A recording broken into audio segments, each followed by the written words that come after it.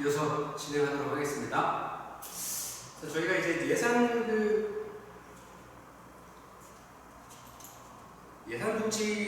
수립을 사회복지 조직의 예산비 일반 다른 기관들이나 아니면 일반 영리기관 간 어떤 차이가 있는지 좀 같이 지난 시간까지 한번 같이 봤고요. 재정적인 특징에 대해서 같이 봤고요.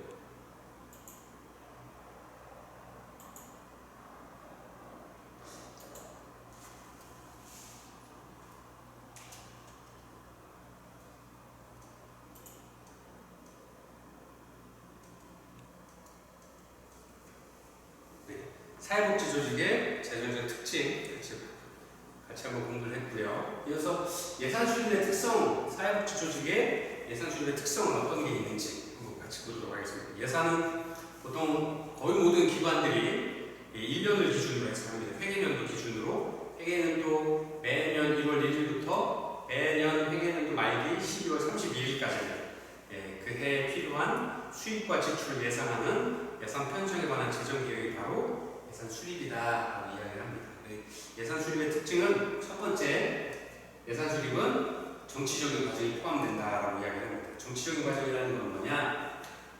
예산에 들어간 예산된 수입을 어떻게 배분할 거냐? 제일 중요한 게 자원 배분을 어떤 프로그램에 어떤 목적에 맞도록 쓸 거냐 하는 건데, 그런 우선순위를 정하는데 정치적인 어떤 이유들이 있다. 어떤 정치적인 어떤 힘겨루기가 있다고 하는 거죠. 자원 배분에 대한 의사결정 과정이 굉장히 정치적이다라고 이야기를 하고 있습니다. 두 번째, 예산 수립은 프로그램 기획의 과정이라 할 수 있습니다. 왜냐하면 얼마만큼 자원을 배분해 주느냐에 따라서 전체적인 복지기관 전체의 어떤 프로그램의 방향성들이 정해질 수 있는 거죠. 그 다음에 세 번째가 같은 의미에서 프로그램을 관리하는 과정이다라고 설명을 하고 있습니다. 네 번째, 예산 수립은 회계의 한 절차다, 재정관리의 한 절차다라고 설명을 하고요. 다섯 번째, 인간적인 과정이다라고 이야기를 하고 있습니다. 인간적인 과정이다라는 이야기는 서비스 이용자와 예산을 집행하는 프로그램 담당자와 취약 일반인에게 큰 영향을 미치기 때문에 그렇습니다.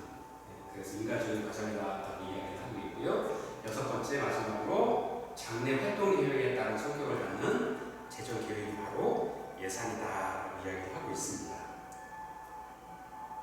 사회복지 조직의 사회복지 프로그램 예산의 유형, 크게 교재에는 복잡하게 설명을 했는데요. 간단하게 설명을 할 수 있도록 줄여서 보도록 하겠습니다. 첫 번째,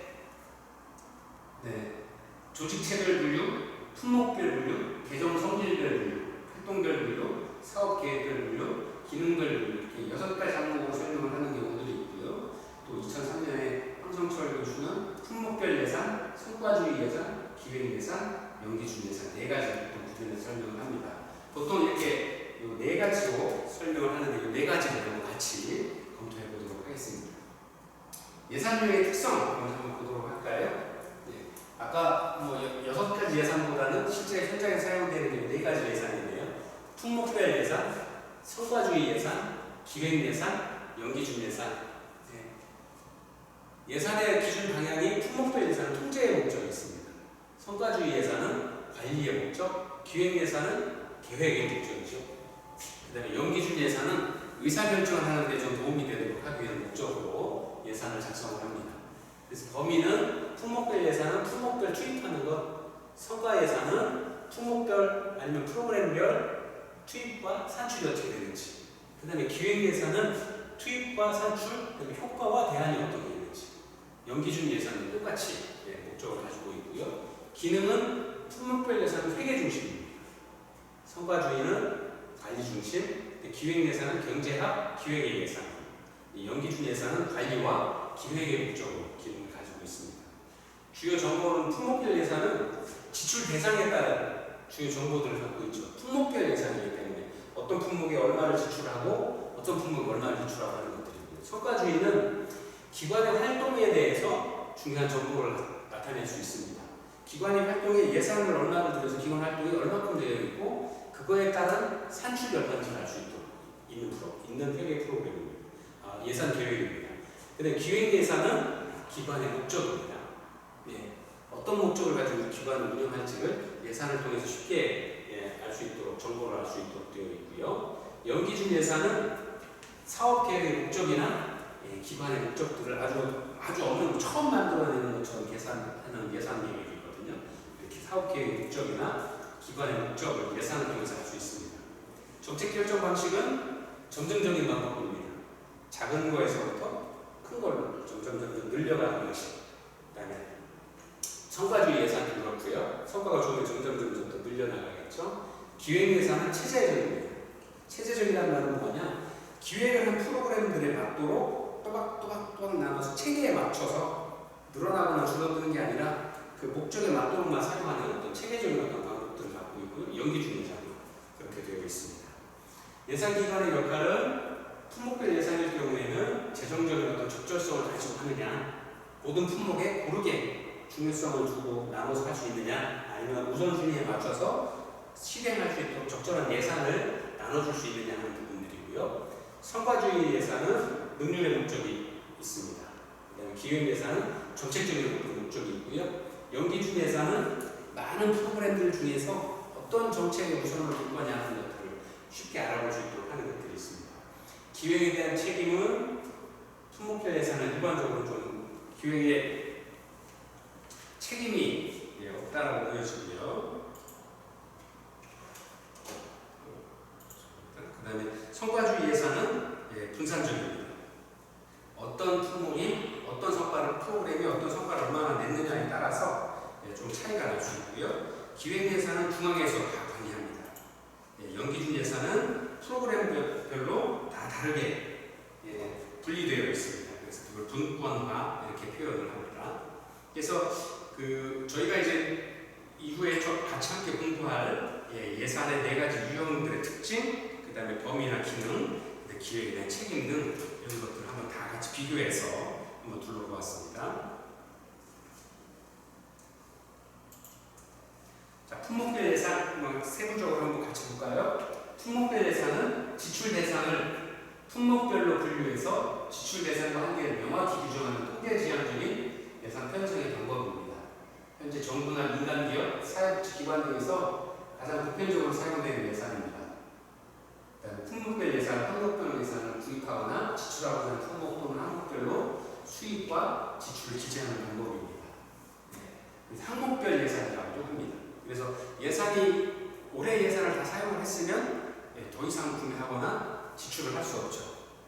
그래서 그런 것들을 통제하고자 하는 목적들이 좀 큰 어떤 예산 수립 방법의 하나입니다. 두 번째, 성과주의 예산. 조직이 달성하고자 하는 목표를 센 프로그램과 활동으로 나누어서 각 프로그램이나 활동의 단위 원가와 업무량을 고려해서 예산을 편성하는 방법입니다. 프로그램의 성과를 비용과 관련지어서 상호 비교할 수 있는 장점이 있기 때문에 프로그램 관리자나 기관의 행정가에게 중요한 정보를 제공할 수 있습니다. 연기준 예산, 기준 예산 또는 연기준 예산. 아까 그 기준 예산이라고 하는 것은 계획 예산이라고 합니다. 조직의 장기적 발전 계획 또는 사업 계획을 세워서 그 사업 계획에 맞춰서 각 연도별 목표 달성을 위해서 예산을 조직 목표에 통합시켜서 작성하는 예산의 유형입니다. 목표 달성을 위한 장기적인 기본 계획을 수립한 후에 기본 계획을 연차적으로 실시해서 사업별 프로그램을 작성해서 예산을 편성하는 산출 중심의 기법입니다. 네 번째가 이제 연기준 예산인데요. 연기준 예산은 말 그대로 제로 베이스에서 시작을 하는 겁니다. 조직이 지금까지 추진한 사업을 처음부터 0의 상태에서 다시 시작한다는 전제 아래 전년도 예산에서 각 항목별로 배정된 예산에 전혀 구애받지 않고 새로운 조직 목표와 우선순위에 따라서 예산을 수립하는 개혁적인 예산 제도입니다.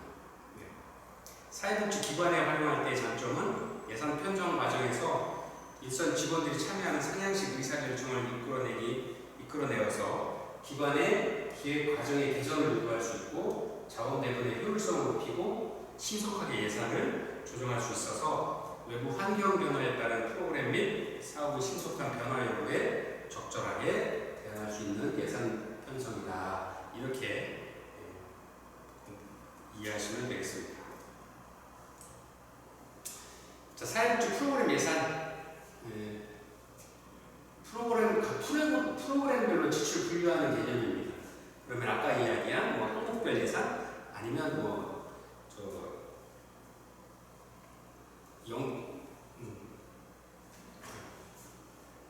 제로 베이스에서 출발하는 영예산이 될 수도 있겠죠. 예, 연기준 예산. 예, 그래서 기능별 예산이나 수행성과 예산에 근접하는 것으로 실제 가능한 기능사 같은 개념으로 이해합니다. 사회복지 프로그램 예산은 각 프로그램별로 예산을 세워서 분리하는 거기 때문에 항목별 예산과도 좀 비슷한 개념으로 보시면 되고요. 기능별 예산 이렇게 이해를 하면 됩니다. 그래서 사회복지 프로그램에 관한 예산은 프로그램 별도의 목적, 목표를 가지고 기능하는 단위다라고 이해하시면 되겠습니다. 자, 마지막으로 사회복지 프로그램 예산의 수립 절차입니다. 프로그램 예산 수립 과정은 프로그램 목표를 성취하는 데 들어가는 비용을 강조하기 때문에 산출물의 성과를 강조하는 예산 수립 방식입니다. 그래서 재정 계획을 세우고 재원을 조달하고 여러 가지 목적에 따라서 할당하는 과정들, 각 프로그램별로 어떻게 재정을 조달할 거고 어떻게 사용하도록 분할해 줄 건지 그런 과정들 전체를 이야기하는 겁니다. 근데 이제 사회복지 기관의 재정 원천은 대부분의 사회복지 기관은 비영리 추구의 목적이 있습니다. 그래서 대부분의 무형 서비스를 생산하는 거죠. 잘 보이지가 않습니다. 서비스 이용자의 만족도, 그다음에 상담 후의 만족도, 자기생활 만족감, 이런 것들을 성과물로 표현하기가 다른 일반 영리 기관들보다는 굉장히 많은 어려움들을 갖게 됩니다. 그래서 비영리 목적을 추구하는 활동을 하게 되는데 이러한 비영리 목적의 추구의 결과로 나타나는 결과물들이 대부분 추상적이거나 공공재와 같이 불특정 다수에게 산재해 있어서 이런 부분들이 좀 다른 특정이다. 일반 재정기관은 좀 다르게 나타날 수 있다는 것을 보여줍니다. 그 다음에 이제 사회복지 기관의 재정에 대한 근본적인 원천들, 재정의 기본은 어디에서 나오느냐? 첫 번째, 공공재원으로서 중앙정부와 지방정부의 재정의 지원을 받습니다. 그렇죠? 사회복지 기관들은 다 비영리 기관이고 사회복지 지방자치단체장에 등록되어 있는 기관에 등록되어 있는 아니면 중앙기관에 등록되어야만 사회복지 기관의 고유 목적 사업들을 할 수 있게 되죠. 그래서 사회복지 재정은 중앙정부 및 지방정부의 지원금, 아니면 장려 지원금, 제한 사업을 한다거나 아니면 시범 사업들을 할 때 국가나 지방자치단체에서 신규 발생된 사회 문제에 대해서 시범 사업을 한다거나 아니면 갑자기 긴급한 이번처럼 코로나로 생긴 긴급한 의료보건 사업들이라든가 이런 사업들을 할 때 나오는 장려 지원금들 또는 정부와의 계약 또는 위탁받아서 정부로부터 지원되는 재정들 이런 것들이 사회복지 공공재원 중에서 이제 공공재원으로서 역할들을 하고요. 마지막으로 프로그램 예산의 항목인데요. 예산 항목 편성에 관한 결정들, 예산 항목 편성에 관한 산출 근거는 총 예산을 인건비, 사업비, 기타 편성 항목으로 나누고 또 거기에 맞춰서 직접비와 간접비로 나눠서 구체적으로 제시하는 겁니다. 그래서 조직의 특성 목표를 달성하기 위해 필요한 비용을 추정하는 과정들이다. 예산 항목 편성을 하는 것들은 뭐냐? 조직의 특정 목표를 달성하기 위해 필요한 비용을 추정하는 과정이고요. 정치적 과정이고 프로그램의 기획 및 관리 과정, 동시에 매우 광범위하고 포괄적인 질량적인 과정이다라고 이야기를 하고 있습니다.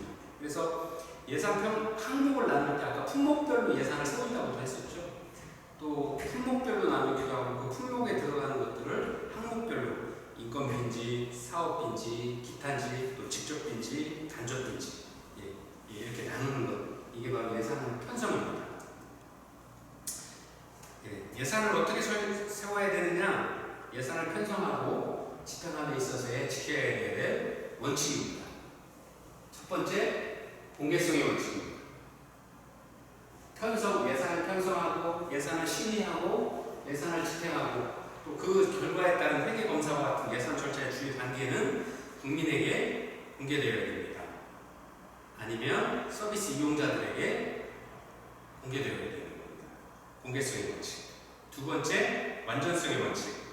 예산에 정부의 모든 수입과 지출이 빠짐없이 포함됨으로써 예산에는 모든 정부 활동이 반영되어 있어야 된다는 원칙입니다. 아니면 기관이면 기관의 모든 활동들이 예산안에 다 반영되어 있어야 된다는 거죠. 세 번째, 명료성의 원칙입니다. 예산은 합리적으로 분류되고 금액이 정확히 계산되고 수입, 지출의 근거와 사용처가 분명해야 됩니다. 명확하게 되어야 됩니다. 그래서 명료성의 원칙. 네 번째, 단일성의 원칙. 예산은 국고통일주의, 회계통일주의에 따라서 구조면에서 단일하게 이루어져 있어야 된다는 겁니다. 그래야 외부적인 어떤 감사나 회계 검사 같은 것들이 모든 기관이 동일하게, 모든 사회복지기관이 같도록 같은 원칙 하에서 움직여야 된다는 것을 단일성의 원칙이라고 이야기하고 있고요. 다섯 번째가 한정성의 원칙입니다. 예산은 사용하는 목적이나 주체, 기간에 있어서 명확한 한계가 있어야 됩니다. 그래서 보통 우리나라는 단일 회계연도 한 해 1월 1일부터 12월 31일까지 계획을 전년도에 세워서 수인을 받으면 실행을 1월 1일부터 12월 31일까지 사용할 단일 회계연도를 한 개로 정하고 있습니다. 또 사전 의결의 원칙. 예산이 집행되기 전에 입법부에 의하여 먼저 심의, 의결되어야 합니다. 일반 사회기관이면 예산이 전년도에 수립이 되어서 내부 결제를 다 기관 대표까지 승인을 받아서 그 전년도에서 그 후에 사용을 하도록 되어 있는 거죠. 그래서 충분히 심의 의결이 사전 사용하기 전에 이루어져야 된다는 거고요. 통일성의 원칙, 자기 목적 구속 금지 원리라고도 하는데 모든 세입은 하나의 일반 기금으로 납부되고 여기서 모든 세출이 나와야 된다는 겁니다. 기관이면 모든 수입은 하나의 공인된 기준 계좌로 들어와야 됩니다. 그래서 거기에서 사용 목적에 따라서 품목별로 아니면 프로그램에 맞춰서 다 분리되고 나중에 모든 금액이 사용이 다 끝나면 다시 또 끝나는 것도 하나로 봐야 되는 거죠. 통일성의 원칙, 엄밀성의 원칙, 예산과 결산이 일치해야 되는 거죠. 쓰고 남으면 남았을 때는 어떻게 그 다음 회계연도로 넘긴다거나 하는 그런 어떤 처리의 과정이 명확하고 분명해야 됩니다. 자, 그럼 프로그램의 실행을 위한 예산을 어떻게 조달할 거냐, 어떻게 만들어낼 거냐는 부분이 있죠. 그래서 첫 번째 예산 조달 계획. 보통 이제 예산 항목별로 자본 조달 계획을 세우죠. 근데 이제 보통 사회복지기관은 보통 이제 신청사, 그다음에 자부담 몫으로 구별이 되죠. 우리가 사회복지기관에서도 그 국가기관에서 지방재정 지원들이 100% 다 지원되지는 않죠. 사소한 것까지. 기관을 운영하기 위한 인건비, 운영비, 기타 운영비까지 다 지원을 하지만 서비스 이용자들이 와서 내야 될 이용비 아니면 다른 어떤 기관의 어떤 다른 특별한 사업들, 사회복지 기관의 목적 달성을 위한 비용이 아닌 사회복지 법인의 어떤 공익활동을 한다거나 하는 기타 비용들에 있어서는 지원해주지 않습니다. 그래서 그런 부분들은 거기다 자부담으로 들어놓죠. 자부담을 얼마나 한다라고 자부담 원칙으로 세워져 있죠. 그래서 보통 이제 자부담목, 그다음에 지원금 몫으로 이렇게 항목별 산출 근거를 구체적으로 제시해야 됩니다. 그래서 보통 자부담일 경우에 기부금, 수혜자 부담금, 아니면 서비스 이용자 이용금 등으로 나누어서 조달 방법을 기재할 수 있는 경우가 있고요. 보통 적게는 5%, 많게는 50% 정도까지 자부담을 요구하는 경우들이 생길 수 있습니다. 또 기관별로 또 시범사업이나 아니면 사회복지 공동모금의 사업들에 자부담을 반드시 요구하는 것들이 늘어나고 있습니다. 그래서 사회복지 공동모금이나 기업에서 공모한 사회복지 프로그램에는 프로포잘을 통하여 지원받는 경우에 이렇게 자부담에 대한 부분을 분명히 기록을 하도록, 그다음에 실제 나중에 프로그램이 집행이 끝나고 회계 정리 보고를 할 때 자부담이 어떻게 쓰였는지 그 근거와 사용처를 분명히 밝히도록 되어 있습니다.